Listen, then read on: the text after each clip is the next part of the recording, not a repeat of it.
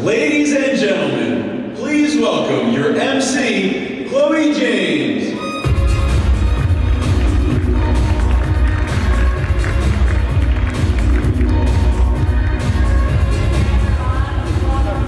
Another shout out to Rudy G. How awesome is he? I'm dancing backstage. Woo! Loving it. Thanks for having with me. Excited for a really great afternoon. I can see it filling up there. We've got a few very exciting things to get through, and there are some very exciting people backstage. So, kicking off this afternoon, crypto, AI, tokenization. If I had a Bitcoin for every time I had heard one of those words in the last year, then that's pretty cool. Welcome to the afternoon. We're going to dive right into it. I'm personally really excited about this next session, which promises to move beyond the hype and get real about crypto. As 2017's crypto bull market captured the world's attention and sparked an investment gold rush, behind the scenes, many, especially all of us, were already thinking about the underlying blockchain technology and how it could drive a new way of innovation and utility. Coinbase was one of those early pioneers.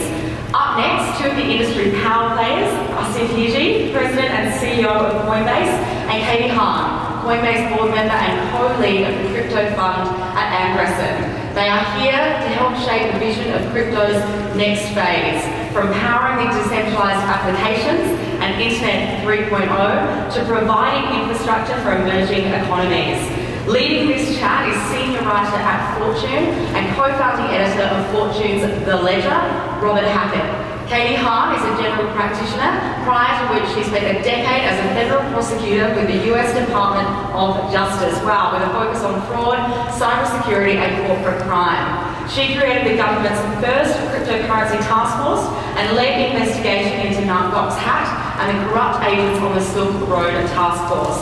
She is on the board of Coinbase and knows a lot about it. Asif Hiji is the president and CEO of Coinbase, running the day-to-day business and focusing on scaling the current business and launching new ones. A big job. Prior to Coinbase, he was a private equity and venture capital investor and advisor. So it is time to get real about crypto. Please join me in welcoming Robert, Katie, and Asif.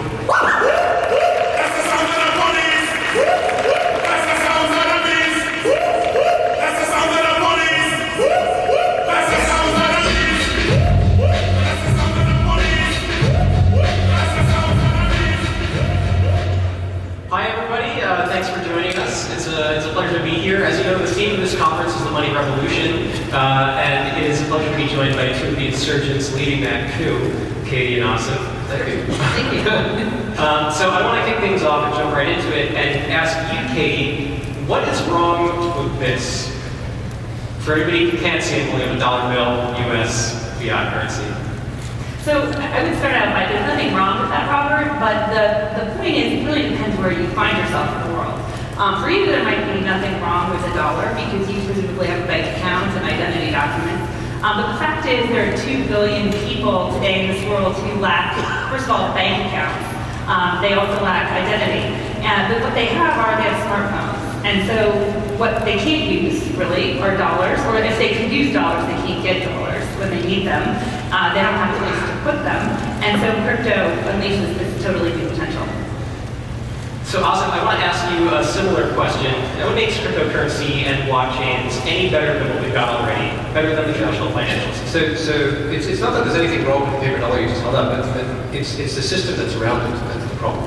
So for you to send that to me, unless we're sitting across from each other and you just hand it to me, it's going to cost you somewhere between 1% and 3%, right? For something very simple. That should be almost free, right? And for you to actually earn interest on it, or for you to actually deposit it in a safe place, the friction that we put in our system and the way we've built that system makes it super expensive. And there's a reason why there's so many people who are unbanked and can't get access to financial services. That's why we, Coinbase, set out on a mission to create an open financial system, because we think we can do that with very low cost and increase access for folks through crypto. And then it's not that there's anything wrong with the dollar per se, it's just that the system around it makes it very hard. So sorry, go ahead. Go ahead. Sorry. So I was just going to say, that's the promise, right? So that's why crypto, I think, is so exciting. By the way, I just want to ask a question. How many people in the audience actually have invested or own crypto today? Hands up.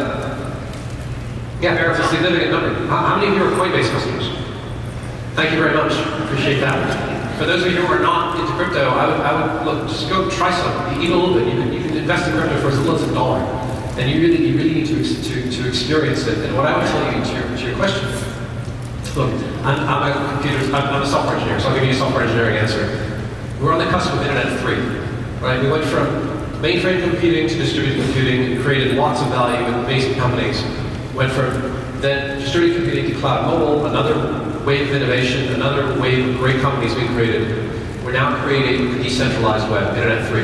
And there are going to be amazing companies coming up, and they're going to solve two of the biggest problems of the Internet of today, which is the Internet of today is hampered by the fact that we didn't build money into it from the beginning. Mark Andreessen, who we both know very well, will tell you that they had all these debates about turning on that protocol, and they didn't. And the second is take privacy seriously enough, which is why we have the Internet of today, which is you and I and everybody else, we use these services for free. They mine all the data from us, and they turn us into the product, and they sell us to advertisers. Right? That's the Internet model of today. But it doesn't have to be that way. In the Internet of the future, Internet 3, we will own the data. And we will decide as individuals what data to expose and why and under what circumstances. That's a very different proposition than we currently have. It's a better place, frankly, for individual privacy. Yeah, and I think there's a lot of work to get there, and we can talk about that. I think one thing to remember is we are in the dial-up days of crypto, and some of the critics out there really confuse the current state with the end state. And if you can just imagine back in the days that, when we were using those dial-up days, using modem to connect, and you would go home, and you would have your evening, and you would literally go online. It was a behavior. You would dial up and go online. Quite different from today where everyone is connected at all the time or online all of the time if you have a smartphone. But if I would have told you in those early days that you would be streaming videos on demand and that you would be having a device in your pocket you could order groceries from, you could book an apartment anywhere, you could communicate with friends and family for free, or you could transfer value, you would have rightfully told me, you're crazy, I can't even get off a single email because my modem connection won't stay stable long enough. And I think that's a really important analog because we are in such early days, and really a lot of the architecture, the infrastructure, just hasn't been built yet. And one of the things I do in my role at Andreessen Horowitz is we're seeing projects and companies that are poised to build this infrastructure and architecture. I would also say, Robert, you pulled up the dollar. If you wanted to send that dollar, as Asif mentioned, there are a lot of fees that come associated with that. So World Bank today estimates that fees for international remittances are 7.5%. But that's in a good country pair. If you talk about going to 2 sub-Saharan African countries, for example, and you want to send $1, 70 cents will go to the person you're sending it to, 30 cents will go to middlemen. And so this is a $600 billion a year market for international remittances. And consumers of that $600 billion are paying $30 billion a year. And most of the consumers are people who can afford at least. They're people sending money home. So that's also what's wrong with our current system. It's not the dollar per se, but it's the system, as Asif said, that surrounds it. When I joined you in Mexico City, I saw you debate Paul Krugman, the Nobel Prize-winning economist and New York Times op-ed writer.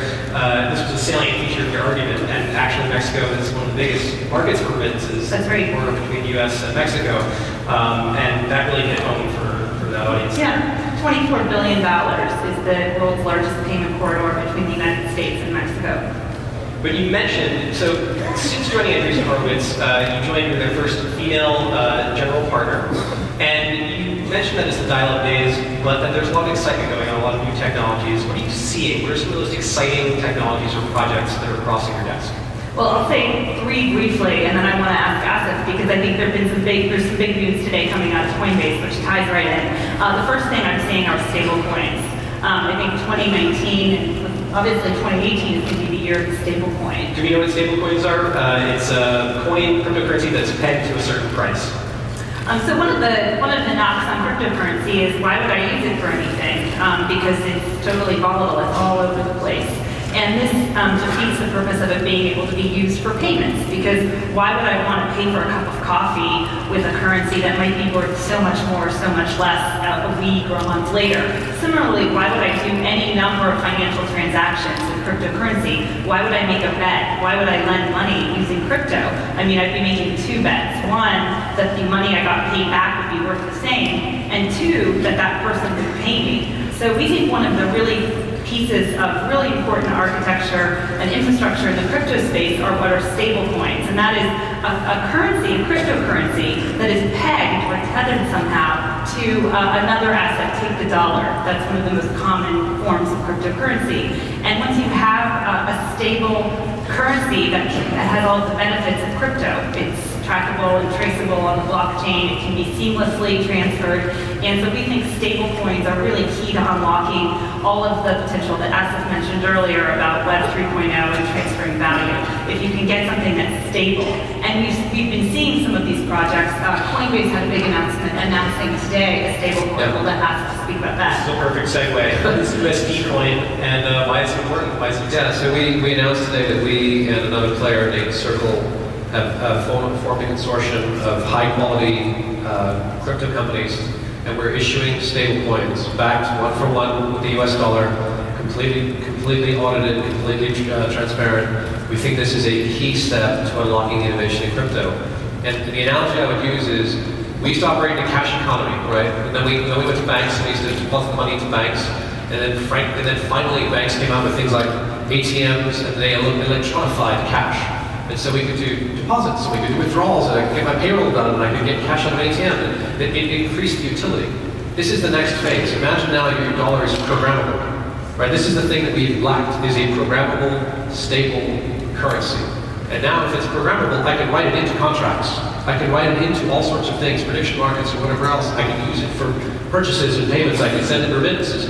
You could literally send the USD coin that we launched today for virtually free anywhere in the world, right? So go back to that $60 billion that's being eroded away in remittances. That goes to near zero. It costs as much as sending an email to send money now internationally, and that's just one small use case of what we think a stable coin can do. As exciting as cryptocurrency has been over the past year, we haven't seen a real use case materialize for it other than speculative betting and investing.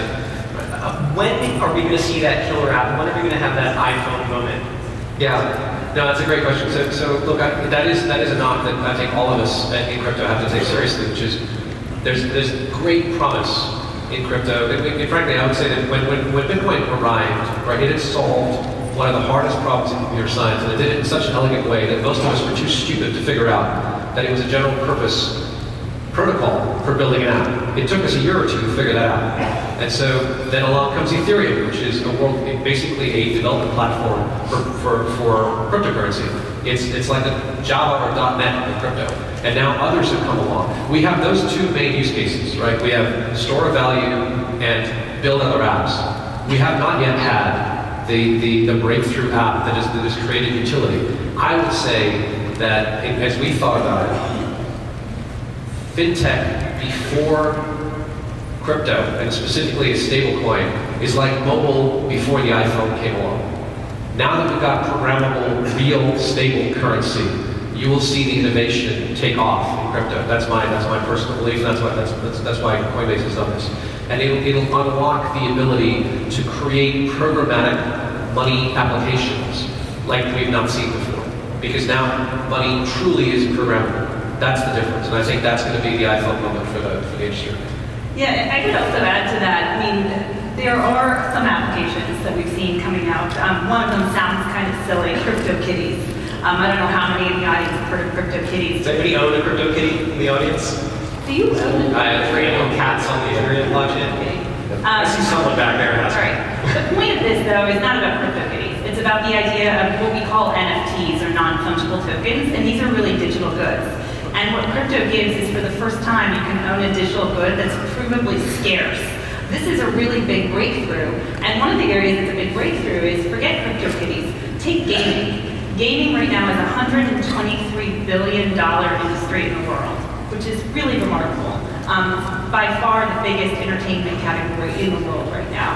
And think about those people who play video games. What do? They spend money on these platforms. They buy, Fortnite was making $300 million a month in revenue, selling these goods that can only be used in the Fortnite program, and they can't be transferred. And Fortnite should, God forbid, ever go out of business. Some parents, I guess, might be happy about that. But if they ever go out of business, people who have invested in these digital goods, we'll just lose them. And so what non-fungible tokens give you for the first time, or crypto goods, you can call them digital goods, crypto goods, is the potential to actually own a digital good that's scarce, that you can transfer across platforms. And this might sound kind of crazy, but if you think about it, so much of our identities, and the millennial generation as well, so much of our identities are moving online. It's not crazy to think that you might want to own a good that exists in a virtual world. And if you do, you're going to want to control it. You would want to have the power to move it to a different platform. You would want to have the power to sell it, perhaps. So I think that could be a killer app. The problem is we're not there yet because protocols like Ethereum right now is having a hard time scaling. When CryptoKitties had its reached a fever pitch last year, it was taking up, I believe, 90% of the Ethereum network. So it's just not scalable. The example I like to give is, take this room. Imagine we were back in a university classroom and everyone in this room had to take an exam, right? Like old school, like blue book style, writing out your exam. And then imagine that we had a set of 10 different proctors in this room. And those 10 proctors had to grade every single exam. And we couldn't reach finality, we couldn't have our grades until every one of those proctors had graded every one of the exams. We'd be here for a really long time. The same thing is right now happening on some of these smart contract protocols or networks like Ethereum. They're not able yet, and I emphasize the word yet, to scale and to support the great demand for these platforms. But I think that architecture is coming because you have proposals like Ethereum 2.0, sharding, and you have proposals like Plasma and other things, and also different protocols, threshold relays, Affinity Network, that have a lot of promise for being able to scale.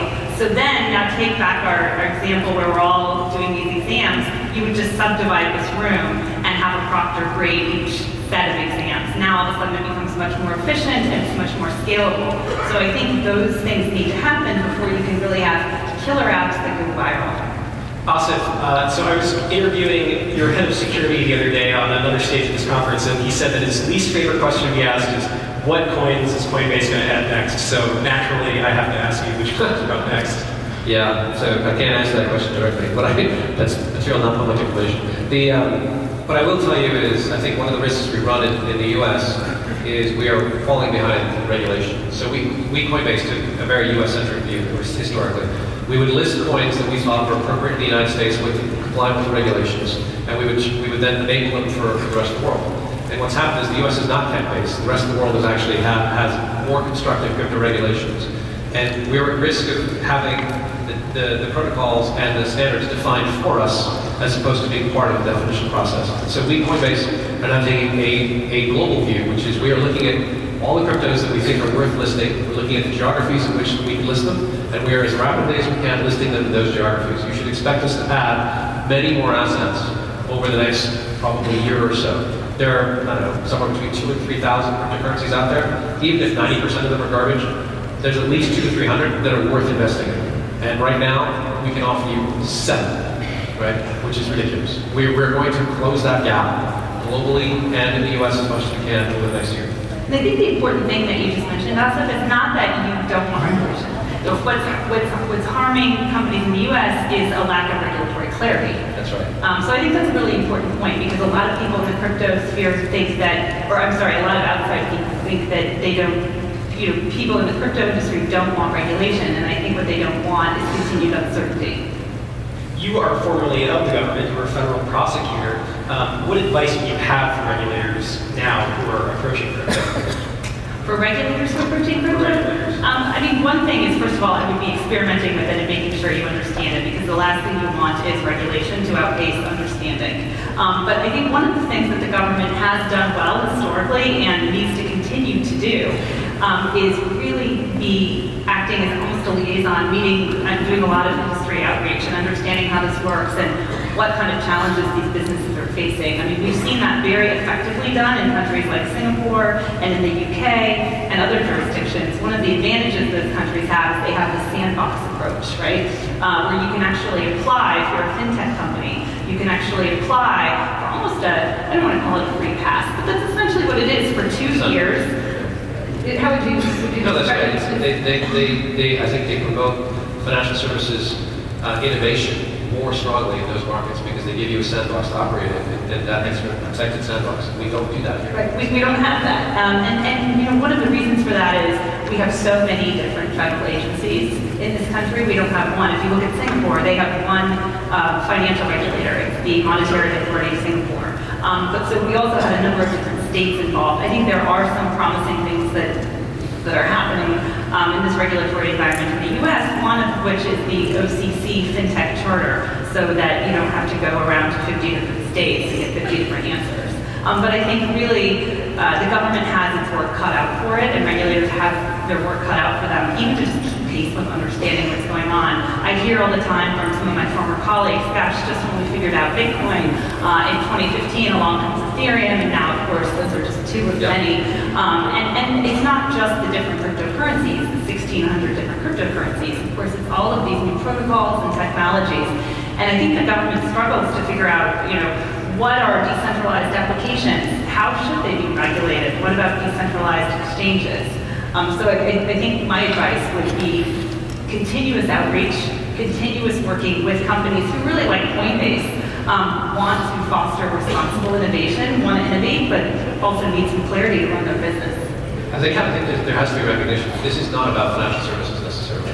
We're in the investment phase of crypto, but crypto is the next wave of the internet, and it's going to affect every industry, and it's going to affect every asset class. And so I would posit that all the best companies of the future in the next decade or so are going to be blockchain-based in some way, shape, or form. In the same way that they were cloud mobile-based 10 years ago, in the same way that they were distributed computing-based 10 years before that. I think the second thing is, for the first time, we are now going to exchange trade with a whole set of asset classes that currently we do not exchange trade. And it's going to increase liquidity. Things like real estate, private partnerships, artworks, fractionalization is going to happen, and you're going to exchange trade and tokenize all of those assets. And that is a fundamental shift in the way we manage capital markets, right? It's going to increase the end of what is exchange traded. It's going to increase the end of who can exchange trade things. And if our regulators don't get that, we are going to be left behind. Now, this is a bad analogy, but the analogy we use is it's a bit like 5G. It's going to happen. The question isn't, is it going to happen or not? It's going to happen. The question is, do we stay at the forefront and shape the regulation, or do we have the rest of the world do that for us and then have to adopt that protocol? And I think it's very dangerous for us to take a passive view on that. And I think also one of the things regulators need to keep in mind is all crypto is not created equally, right? You had this when you saw in the early days of the internet, you had people saying it was really just used for fraud or scams. I mean, I hear the same kind of myths said about crypto, and the truth is there are scams undoubtedly, and there are also a lot of great promising technologies that I think we're all going to be using. I mean, 84% of businesses in this country now are experimenting and have blockchain research groups going, and that's really compelling, I think. Well, we'll be keeping out an eye for those projects that are not scams and frauds, and we'll be paying close attention to them. Thank you all so much for joining. Thank you. It's been fun.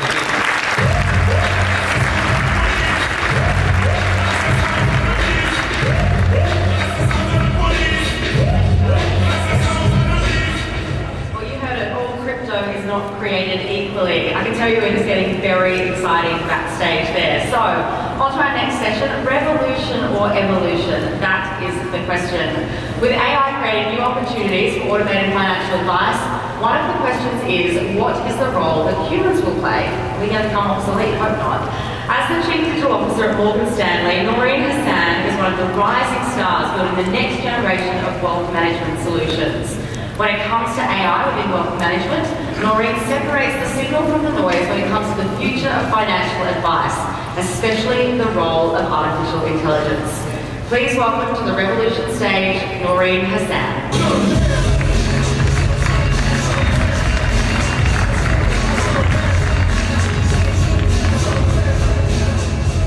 Good afternoon, everyone. I'm delighted to be here. Year after year, Money 2020 is such a great conference, and thank you to the organizers in particular for the opportunity to speak today. While this group represents almost every corner of the financial ecosystem, we're all here today because we understand that technology is changing both our customers' expectations and the way that we serve them. And just this past few days, we've heard from many companies and thought leaders about how artificial intelligence in particular is shaping the financial services industry. What's the hype versus the reality? Should we as an industry embrace the potential of AI, future of work. With that in mind, I'm going to be talking about artificial intelligence and the future of wealth management specifically today, with 3 key points. First, what is the state of artificial intelligence today? How is it transforming other industries? And what does this mean for wealth management? Perhaps 10 years ago as consumers, we may have unconsciously adjusted our expectations based on the industry we were interacting with. Hospitality or entertainment, we expected an enjoyable, helpful, convenient experience. Finance and healthcare, less so. Now more than ever, however, we benchmark our experience across industries. Today, when I refill my prescription by text, which I just did back in the green room, it's a helpful and even delightful experience. Everyone in this room has experienced their own digital revolution. We all recognize the speed at which technology is transforming our lives, both as consumers and professionals. And with this recognition comes a fair amount of trepidation, amplified by the daily headlines warning us about how artificial intelligence will replace the human workforce. But I'm here today with a different perspective. My perspective is that the true value of artificial intelligence lies in its ability to augment and enhance the human element, rather than in its ability to replace it. And that the winning model will be a combination of both people and technology. Now, to step back, over the past few years, billions of dollars have been invested in AI applications, such as machine learning, natural language processing, and computer vision. McKinsey estimated that there was approximately $30 billion of investment made to AI. And Morgan Stanley expects industry revenues to grow 15% annually. But what do we mean? What do we really mean when we say AI? AI is about using technology to perform tasks and identify insights that have commonly been associated with human beings. Detecting, processing, recommending, and reasoning.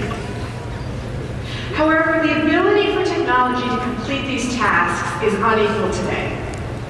So to orient us, I'd like to spend a moment to define each capability, starting with the most mature and working back to the least mature. First, detecting. This is the identification of unusual patterns that break from known norms.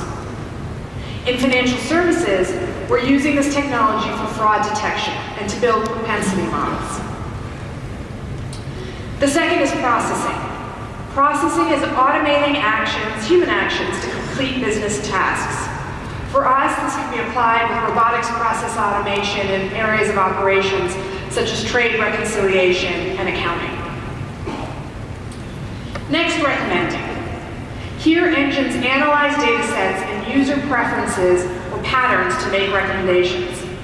You've all seen recommendation engines in action through phrases like based on your viewing history or based on your purchase history. This is the Netflix model. And finally, reasoning.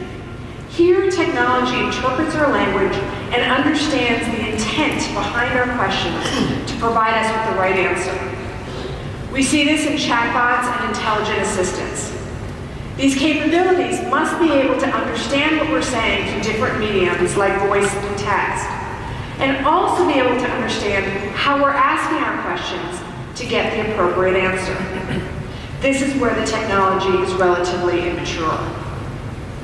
The bots work when we give them structured data and Q&A.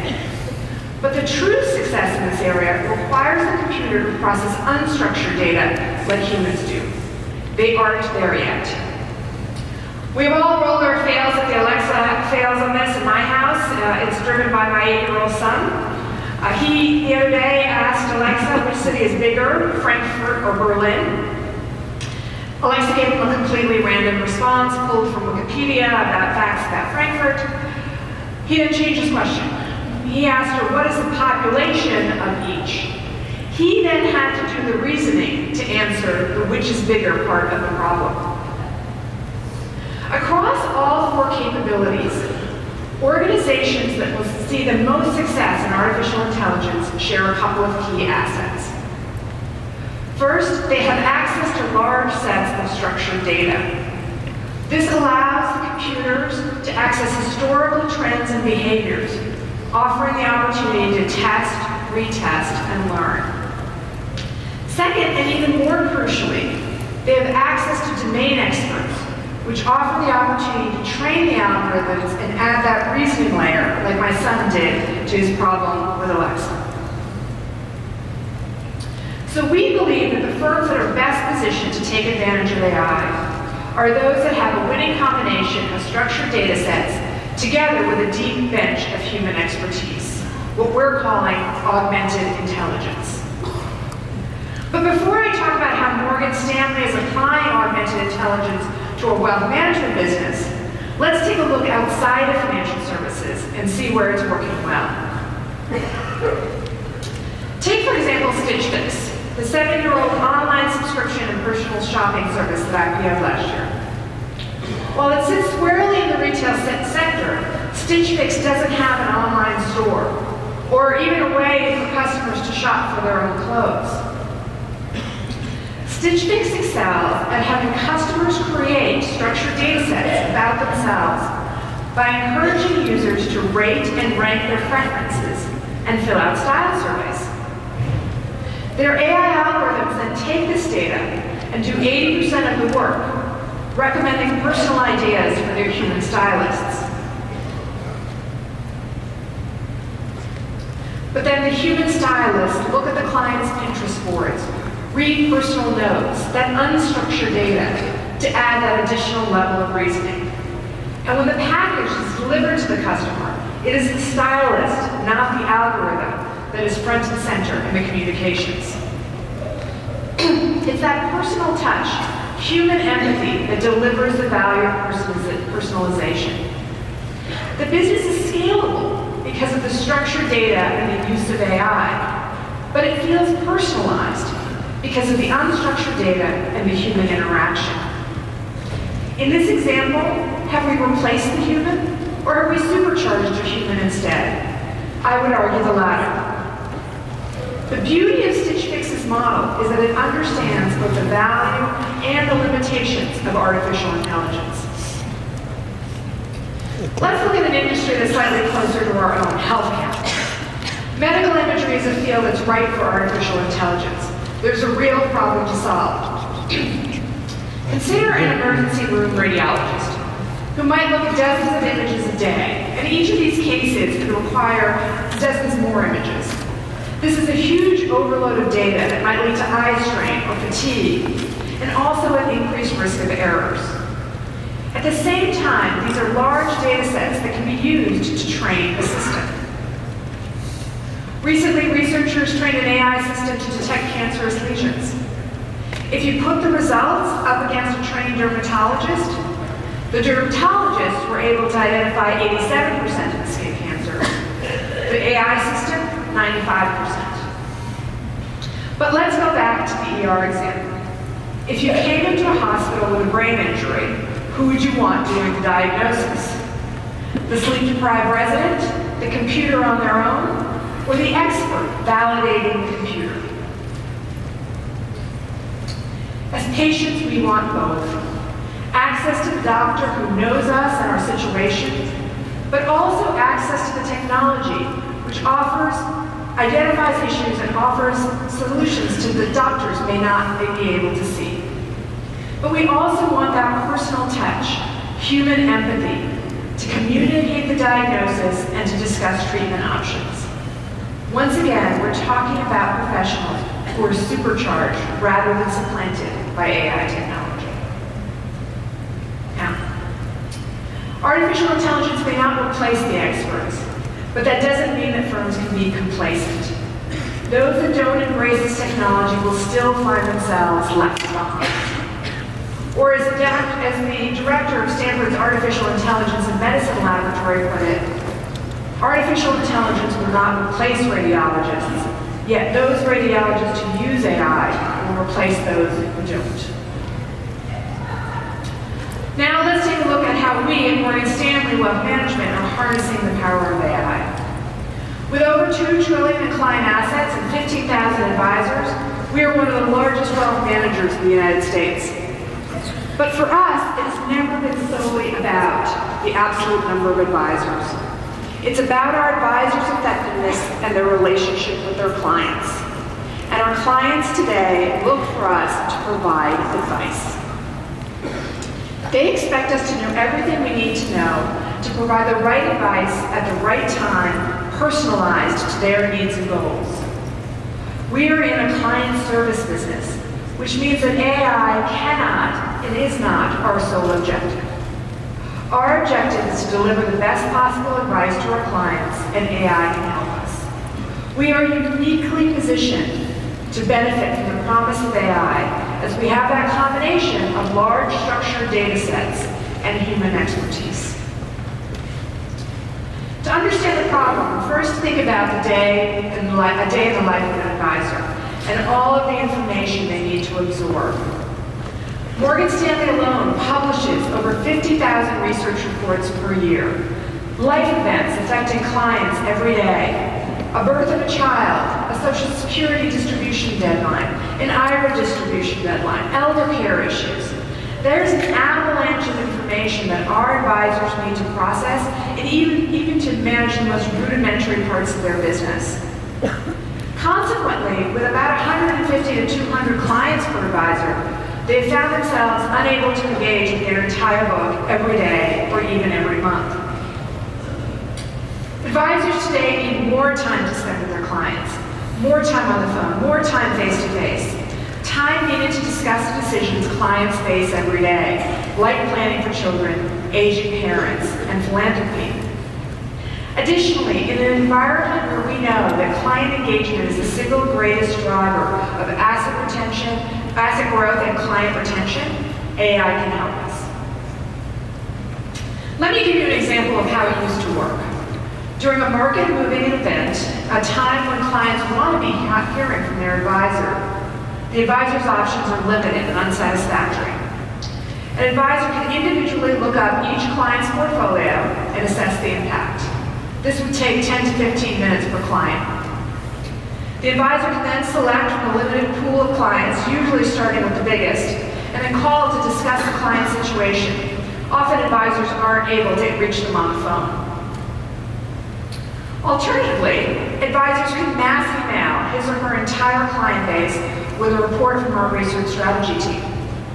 This approach allows for 100% client engagement, but it's deeply impersonal and doesn't answer the client's question of what does this mean for me and my family?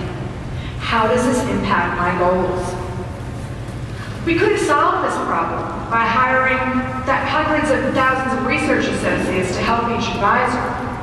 But instead, we have invested in the power of artificial intelligence through an initiative called Next Best Action. Our machine learning engine analyzes all client data for an advisor and pairs it with pre-written messages which are tailored to each client. This enables client engagement at scale.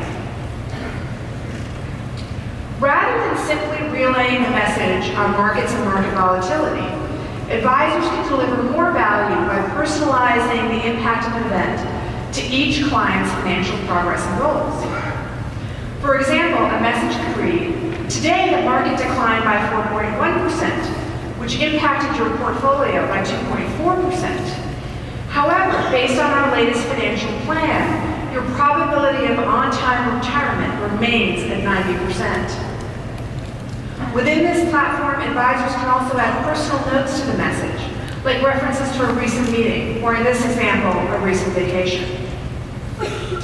Next Best Action takes thousands of investment ideas, life events, topical information, and operational issues, and scores each idea against every client, measuring the benefit to the client and the propensity for the client to engage with the idea. We then rank these ideas at both the client and advisor level and present the most relevant to the idea to the advisors each day for consideration. This solution has been extremely popular among our advisors because they recognize that it's an invaluable amplifier of their existing expertise and capabilities, far from something that is trying to replace them. Machines are excellent at crunching mountains of data, and even at serving up ideas. But it will be a long time before they can empathize, reason, and serve clients the way our human advisors currently do. As we've seen with Stitch Fix and radiology, the key is to identify how to integrate the power of AI with a bank of human experts, leveraging AI for what it does best, and empowering humans to do more of what they do best. So in conclusion, I would say it's clear that artificial intelligence has tremendous potential to move the financial services industry forward. Indeed, every industry.